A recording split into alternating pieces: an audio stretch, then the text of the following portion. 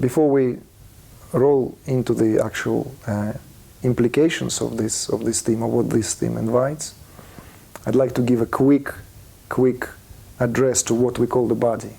Okay, but we've talked about it, before with some of you, but just to remind ourselves that the body here is a very, very stretched concept. It depends where our perception is. It's what we learned or accustomed to identify with. Many of you are aware of this concept of koshas, right? Russian dolls, one inside the other, right? One subtler than the other. This very body that we're accustomed to think of ourselves as being of who we are is just physical, gross body made of flesh, made of cells, right? And it's known like Annamaya kosha. The Anna is food here. The body made of food, literally, that's what it means. The body made of cells. And what are cells made of? That what we eat. The grain, what have you, The grain, the milk, the fruits, the vegetables, whatever your diet is. Is that what replenishes the cells? But that's only a very narrow definition of the body. That body itself is enveloped in the subtler body, which is the pranic body. It's the body of literally, of that which sustains it all together as equilibrium, right? It's that pranic body. Beyond that body, that's the body of the breath, by the way, but very connected to what we talked about earlier at the beginning in terms of that gentle practice of inhalation and exhalation. And yet that body is also enveloped in yet subtler body as the body of the mind, Manomaya kosha, right? And then beyond that is the body of the intellect, the Vijnanamaya kosha. The intellect is subtler than the mind. And yet all that is yet further enveloped by the body of bliss, the Anandamaya kosha.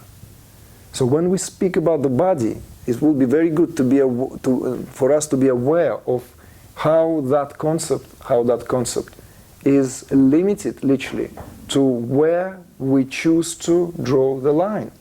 As simple as that. So yes, on the level of Anandamaya kosha, we all are in the possession of this very solid body. Okay? And we like to be respected for that, and we like our boundaries, and we like we feel the boundaries of this body. But on the extreme opposite of that level, on the level of Anandamaya, there is no separation. My Anandamaya kosha and your Anandamaya kosha they literally swim in the same waters of golden light. So this is just an example of where the body begins and where the body ends. So that gives us slight perspective, slight spectrum to view the body in the way you prefer. So that where our body begins and where our body ends is a very, very, as I said, it's an affair subjected to the level of our perception, to the way our perception is individualized, how much individualized that perception is. So just that kind of a footnote, and now a bit more of a story. Every awakening, every true awakening is characterized by a tremendous realignment of all energies. And every awakening, especially if it's not just a steer, but every true awakening is always a shock. But the very aim of this talk, awakening and the body, is to touch upon, however briefly, this very, very phenomena. Every awakening, every true awakening, is a shock. Because in awakening, in awakening. It's literally why it is called awakening in this very language and in many other languages, is because you're moving into another qualitatively different state of consciousness. Just as dreaming state of consciousness differs from the waking state of consciousness, so is awakening differs from the state of consciousness this individual used to identify with. Just as when you wake up from a beautiful dream, when you wake up and suddenly realize this was a dream, I was whatever in that dream. In that dream I was, I don't know, you name it, whatever, like whatever is relevant to yourself. Like let's say you had this dream and you suddenly woke up. And you woke up and that is a dream suddenly. It's not longer your reality. You have to get out of bed and get on with the day. You have to get on with your day, fully realizing that what was happening to you in a dream is no longer relevant. It's a different state of consciousness. It is exactly the same with spiritual awakening. When you wake up to your real self, you realize that everything you have known about yourself is not true. And this is why it is shocking. And the greater awakening, the greater is the shock, the greater is the shake-up. Not many like to talk about it, because as I said earlier, and for these very reasons, but those of you, and many of you here have been treading the path for many years, and many of you here, I'm sure, have experienced awakenings on whatever level that awakening is being experienced. Know that awakening itself, it's like literal shake up from the dreamed reality, from that what was considered to be as real. Moreover, it is still a shock, even for the one who had clear intellectual, mental picture of what things are and how things are supposed to be. What I mean is that even those spiritual practitioners, those spiritual aspirants, those seekers of truth, who have very clear basis, platform, okay, that's how it is, I'm Brahman, I'm absolute, I'm not just this body is not me. When awakening takes place, the whole house has been shattered. So awakening in the body, if we address it from the very beginning, is very, very much that. It is a realization, that direct realization of our essential nature. Usually, and most commonly, first through its direct energetic cognition. And this is known, let's say in Tantra, as Kundalini awakening. That pranic force, which on individual level known as Kundalini. That which is coiled to itself. It's consciousness coiled to itself. Kunda, coiled, Kundalini, coiled 3.5 times to itself.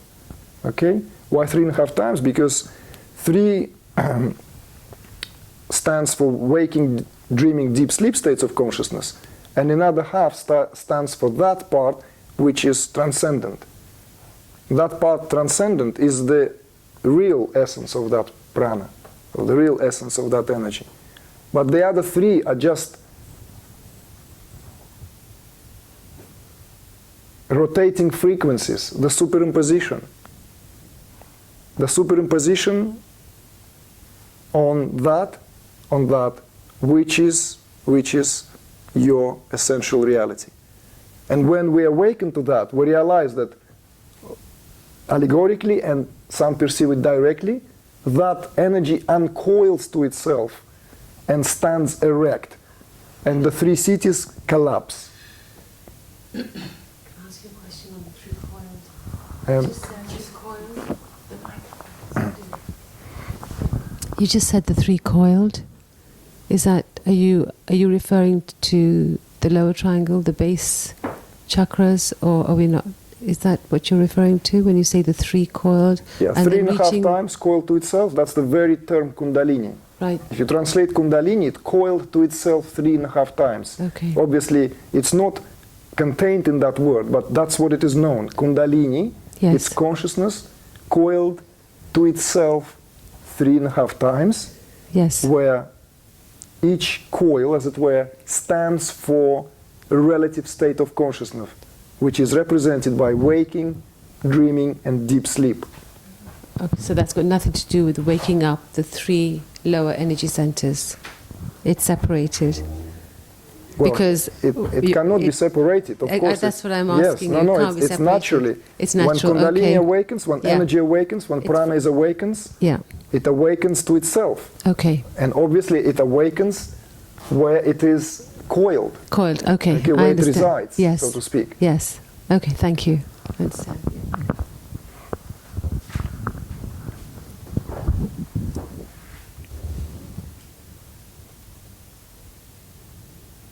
So yeah, that's this, when the cities, so to speak, this is what allegorically addressed as the 3 cities collapse.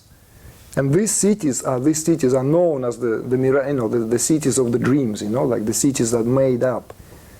Like this is the reality that we lived prior to that. We identified to them to such degree that we only lived in these 3 cities, and we no longer were the inhabitants of our real self.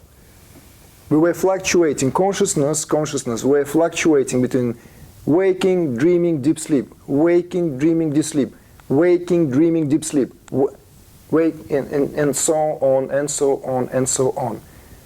Of course, it became so real, that became our reality. That's what we know of ourselves. This is what we have learned to identify. Forgetting in the midst of it all that these are just superimpositions, just fluctuations of that which is eternal, transcendent. That is where the eternal comes in. Transcendent core of our self, of our being. And in awakening, in true awakening, all this is shattered. However temporarily, all this is shattered. So why don't we speak about awakening the soul instead of awakening the body?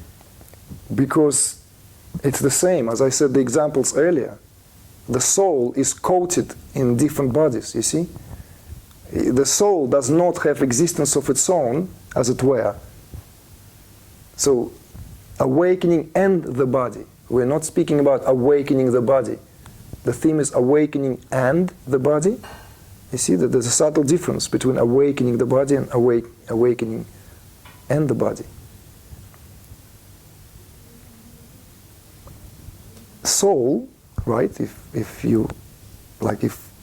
I bounce off your question,